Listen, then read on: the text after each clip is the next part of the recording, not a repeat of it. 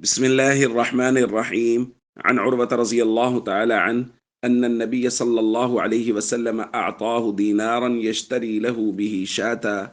فاشترى له به شاتين، فباع إحداهما بدينار وجاءه بدينار وشاة، فدعا له بالبركة في بيعه. الحديث رواه البخاری۔ حضرت عروہ رضی اللہ تعالیٰ عنہ بیان فرماتے ہیں کہ نبی کریم صلی اللہ علیہ وسلم نے ان کو ایک دینار دیا کہ جاؤ میرے لیے ایک بکری خرید لاؤ۔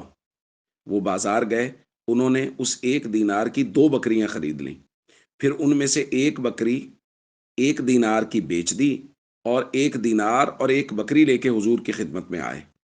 تو ظاہر نبی کریم صلی اللہ علیہ وسلم نے پوچھا ہوگا کہ یہ کیا ہوا، تو انہوں نے بیان کیا کہ یا رسول اللہ میں نے دو بکریاں ایک دینار کی خرید لی تھی، پھر ایک بکری ایک دینار کی بیچ دی، تو اب ایک دینار اور ایک بکری دونوں آپ کی خدمت میں لے کے حاضر ہو گیا۔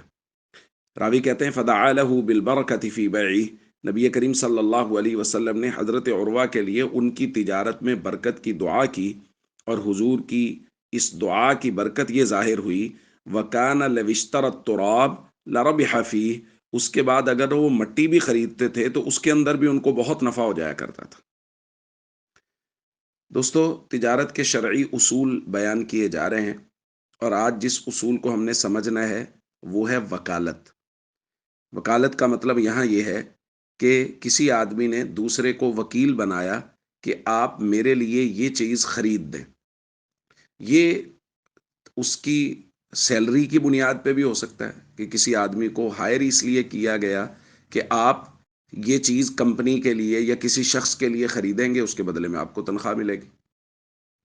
یا کوئی آدمی بازار جا رہا تھا، جو ہمارے یہاں روٹین میں ہوتا ہے کہ ایک آدمی بازار جا رہا ہے تو اس کو جاتے ہوئے کسی دوسرے آدمی نے کہا اچھا یار میرے لیے بھی یہ چیز بازار سے خرید لانا۔ تو اب جو مسئلہ یہاں ہم نے سمجھنا ہے وہ اچھی طرح سے اس کو سمجھیں، وہ یہ ہے کہ یہ وکیل آدمی بازار گیا، اس کا بازار میں اچھا تعلق تھا، ایک چیز بازار میں مل رہی تھی 1,000 روپے کی، اس کی 1,000 قیمت ہے، لیکن اس کے تعلق کی وجہ سے اس کو وہ چیز 900 روپے کی مل گئی۔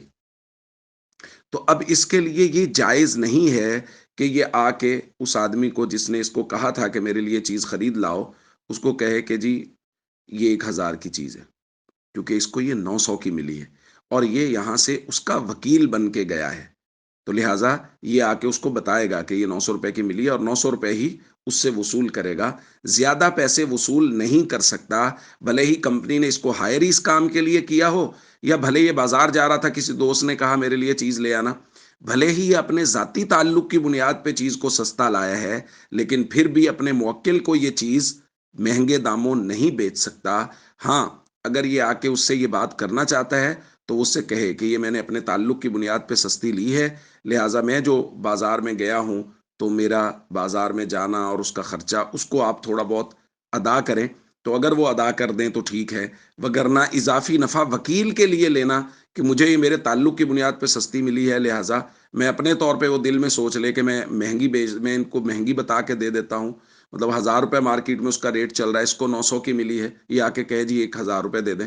تو یہ جائز نہیں ہے۔ جتنے کی چیز آئی ہے اتنے ہی کی اس کو دینی چاہیے، چونکہ اس نے اس کو مقرر ہی اس کام کے لیے کیا تھا، پہلے سے طے تھا کہ یہ چیز اس نے اس کے لیے یعنی اپنے موکل کے لیے خریدنی ہے، اپنی ذات کے لیے نہیں خریدنی، لہٰذا یہ اس میں سے نفع نہیں رکھ سکتا۔